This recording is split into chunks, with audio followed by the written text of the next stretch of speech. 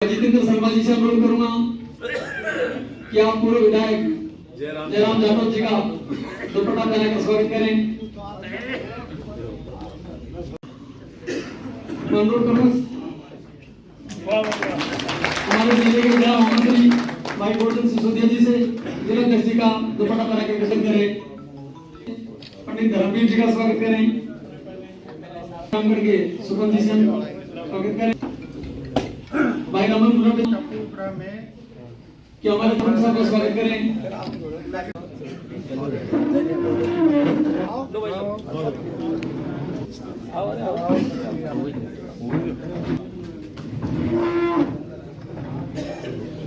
भारत माता की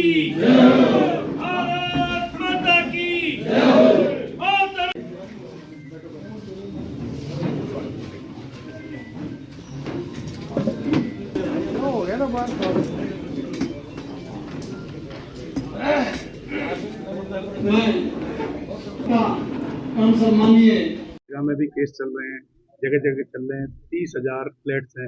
एक बड़ा टैक्स एडवोकेट है, उसके यहाँ 1.5 करोड़ से अधिक का नुकसान हो जाता है। आपके ऑफिसर चैम्बर में बैठे रहते हैं, वहीं से बातें करते हैं। किस प्रकार की घटना हुई? मेरी अमृत कलश एक बनाई है त्राहन और डेवलपर। हाँ, उस डेवलपर्स के पास, बिल्डर के पास ना ओसीपी, ना सीसीपी, ना फायर एनओसी, ना एसटीपी, ना बिजली का कनेक्शन, और उसमें उसने 60 फैमिलियों को एंट्री कर दी बिना निर्माण स्वीकृति की शर्तों का उल्लंघन करते हुए। कल यूआईटी सेक्रेटरी ने नोटिस भी दिया है, लेकिन आप समझिए यूआईटी का एक भी कर्मचारी, करोड़ों रुपए का फ्लैट जल गया, आधा होती है 60 फैमिली, लेकिन एक कर्मचारी जाकर आपने ये बात आज मेरे संज्ञान में लाई है, क्योंकि आजकल अखबार भी स्थानीय हो गए।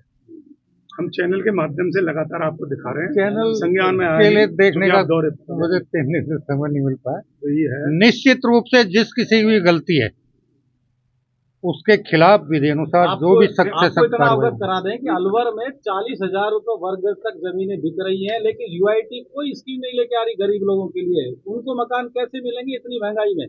क्योंकि पिछली सरकार में बहुत सारी बंदरबांट हुई है और अब हमने लैंड बैंक बनाने के लिए सबको निर्देशित किया है, नई योजनाएं बनाई है और निकायों की आर्थिक स्थिति सुधारी है और आम जनता को बहुत सस्ती भी नहीं तो वाजिब दाम पर रहने के लिए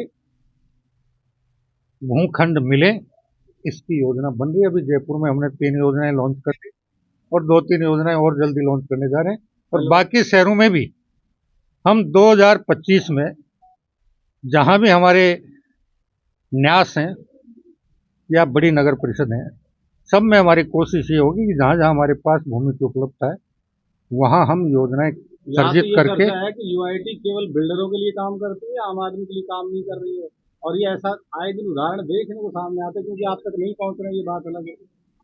बिल्कुल, अगर आप बता रहे हैं और लिखित शिकायत आएगी तो हम इस पर भी संज्ञान लेंगे। शहर सड़ रहा है, इनके आपका पैसा कहाँ लगता है, कहाँ पता नहीं लगता, आप क्या कर रहे हैं?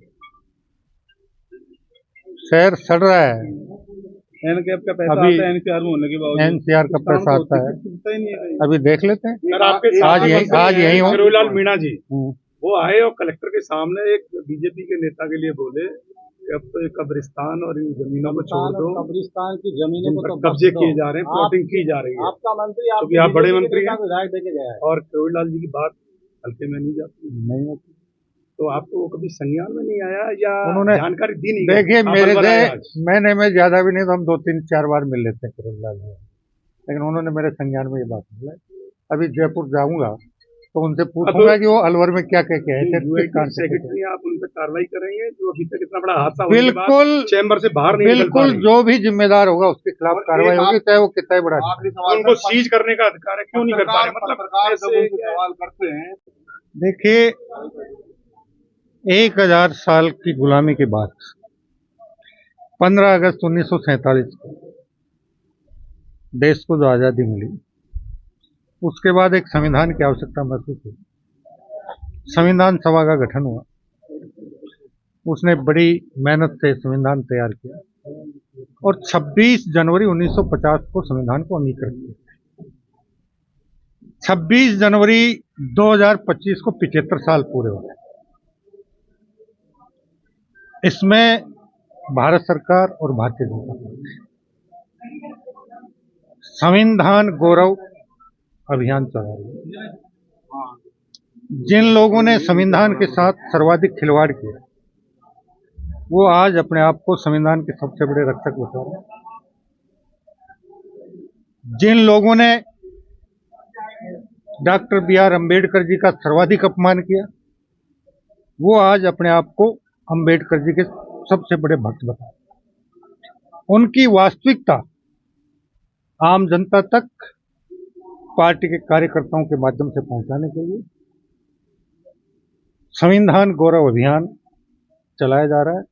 उसी के अंतर्गत आज पहला कार्यक्रम टप्पूकड़ा में था, मध्य में एक कार्यक्रम फिर किशनगढ़ बांसवाड़ों ने रख लिया और अब अलवर में कार्यक्रम। 26 जनवरी 1950 को संविधान अंगीकृत करने के बाद आप जैसे पत्रकारों ने और प्रकाशकों ने, क्योंकि वो अंतरिम सरकार थी, उसके खिलाफ कुछ प्रकाशन किए। सरकार ने उस पर प्रतिबंध लगाया। प्रकाशक लोग सुप्रीम कोर्ट में गए। सुप्रीम कोर्ट ने कहा कि अगर इनके प्रकाशन में या इनकी अभिव्यक्ति में राष्ट्र के विरुद्ध कोई बात नहीं है तो आप प्रतिबंध नहीं लगा सकते, और उन्होंने लगाए गए प्रतिबंध को हटा दिया। उससे व्यथित होकर उस समय के प्रधानमंत्री जी ने पहला संविधान संशोधन किया जिसमें संविधान के अनुच्छेद 19 के मौलिक अधिकारों को सीमित करने का संशोधन किया। आज वो अभिव्यक्ति की स्वतंत्रता की भी बात करते हैं, संविधान की रक्षा की भी बात करते हैं, लोकतंत्र की रक्षा की भी बात करते हैं। 1946 में जब ब्रिटिश क्राउन ने यह कह दिया कि हम बहुत जल्द भारत छोड़कर जाएंगे, लेकिन सत्ता का हस्तांतरण उस व्यक्ति को करेंगे जो अखिल भारतीय कांग्रेस कमेटी का राष्ट्रीय अध्यक्ष है।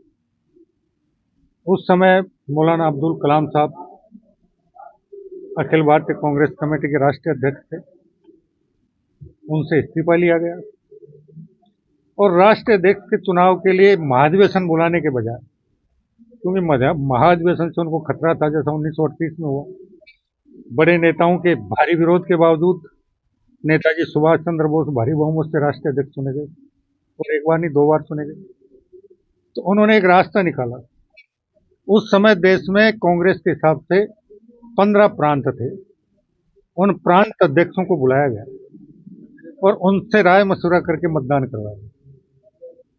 12 या 13 मत सरदार वल्लभ भाई पटेल साहब के पक्ष में आए और 2 मत एक अन्य के पक्ष में आए, लेकिन बड़े नेताओं के हस्तक्षेप से जो अखिल भारतीय कांग्रेस कमेटी का राष्ट्रीय अध्यक्ष वो बना जिसको लोकतांत्रिक पद्धति से एक भी मत नहीं मिला, ऐसे नहीं बनना चाहिए था, और वो बाद में अंतरिम प्रधानमंत्री भी बने।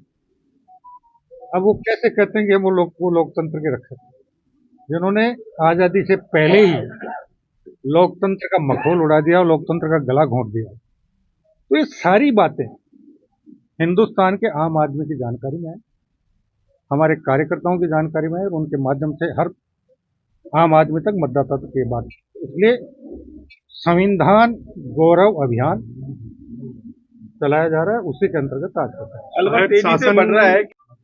ये अभी बजट अधिवेशन में बीडा को यूआईटी बनाने का चल रहा है। शासन मंत्री के सुधार करने का विचार चल रहा है। बीडा में कुछ शिकायतें हैं गंभीर, अब उनका सुधार किस प्रकार से हो सकता है इस पर मंथन होगा। सरकार के आने के बाद में एक भी पट्टा जारी नहीं किया गया है, क्या सरकार नई पॉलिसी के तहत पट्टे जारी करेगी या कुछ? देखिए, मैंने खुलेआम पूरी विधानसभा में विपक्ष को ललकार कर कहा है, अभियान के दौरान 13.5 लाख पट्टे जारी हुए, लगभग 6-6.5 हजार रुपए का राजस्व आम हमारे स्थानीय निकायों को मिला और जनता की जेब से 13.5 लाख करोड़ रुपए मिले।